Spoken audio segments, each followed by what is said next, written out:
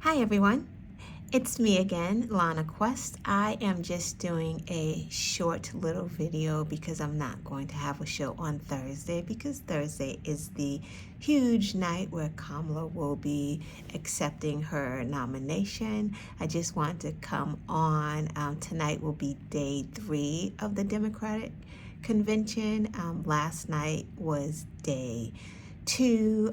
If you're like me, you watched the whole thing and you are tired. That's why my voice sounds like this.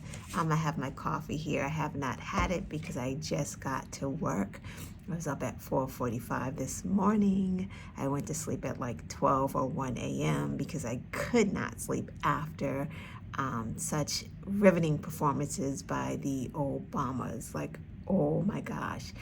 So, raw emotion. Wow. It started with the roll call. Well, actually, kind of started with Common, but they cut off his performance. I just love to see him. I love me some Common.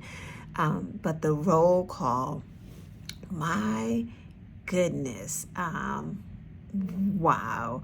The music from the state that they were getting the delegates from was friggin' amazing. Like the RNC wish they had this. And the thing about the Democrats is we've always had a mixture of soul and politics. It just came with it. That's how Democrats roll, right? This is how, just back in the day with Jesse Jackson, Reverend Al Sharpton, the civil rights movement, music fueled it. Music is in politics. And that's what we saw last night from Lil Jon, like coming in there when, Georgia was nominating Kamala. Like, it was just amazing. And then my state of Massachusetts with this Irish music. But, that's what we hear at the Celtics games. It was okay. It was exciting. Then to hear Doug, VP Harris's husband, talk about who she is, right? It just gave, we're starting to learn her politics. Well, I've always known, but people who don't pay attention to politics as much are starting to understand, what she stands for, who she is on a political level. But Doug gave us something different. He gave us the personal level, right? Her sister sometimes gives it. We get it from her, yes. But Doug gave like a more family side, right? And that's kind of the theme as well. The theme is freedom, but the theme is also about family. And America is one big melting pot, one big family. We are diverse and we are blended. And he gave us an inside look at his family and how, they got together and how she is with his children. His children are her children. There is no separation. Yeah, stepmom, but no, this is Mamala, right? Like, that's how that works. They are a blended family and we are a blended United States. So it was sweet to get an inside look at that.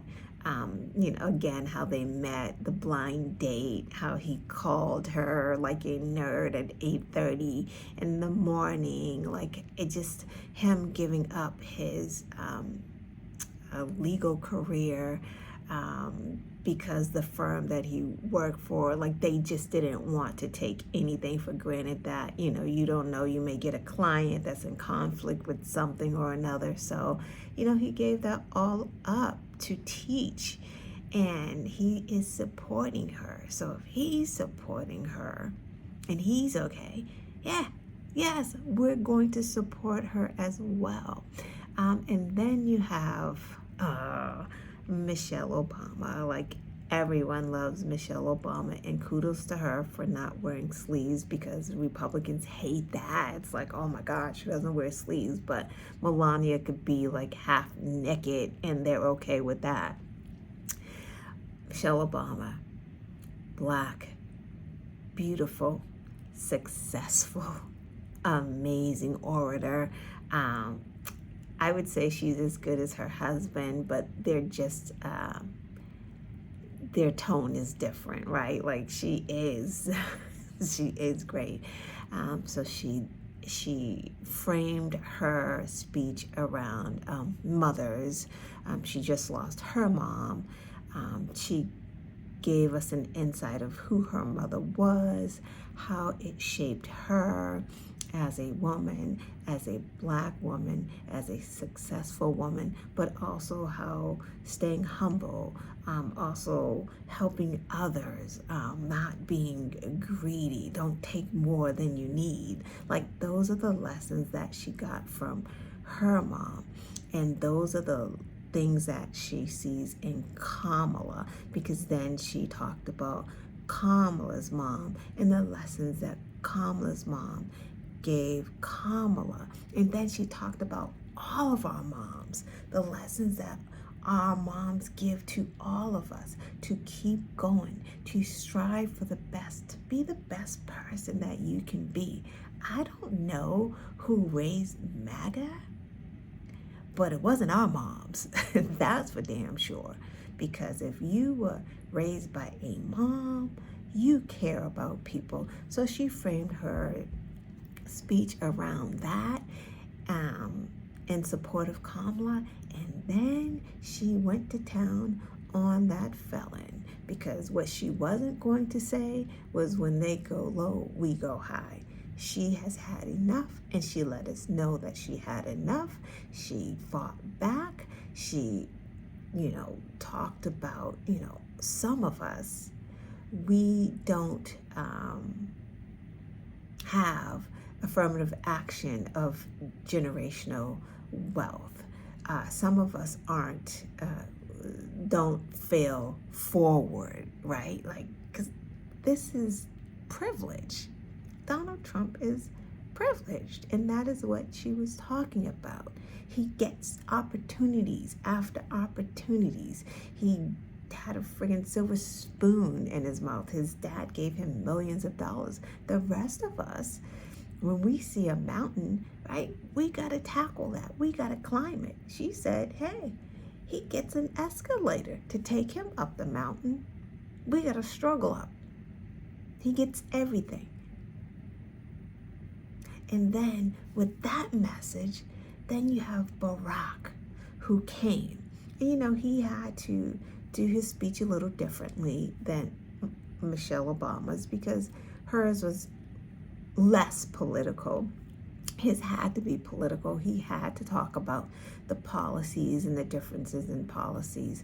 But he picked up where she left off, because he also said, this is a 78-year-old man who spends every day, all day, for decades, whining about what's happening in his life, who's bothering him. These people are attacking me.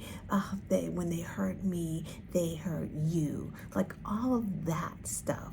And he highlighted that. And he's basically said, listen, we've seen this movie before. It's old. It's tired. It is stale. Sequels are worse. And he's right. Sequels are worse. So I want to say under 10 minutes, I just want to pop on again. I am at work. That's why I'm kind of whispering right now. But I did want to give a raw reaction of day 2 of the DNC. Everyone, I'll see you out there. We have work to do. Bye.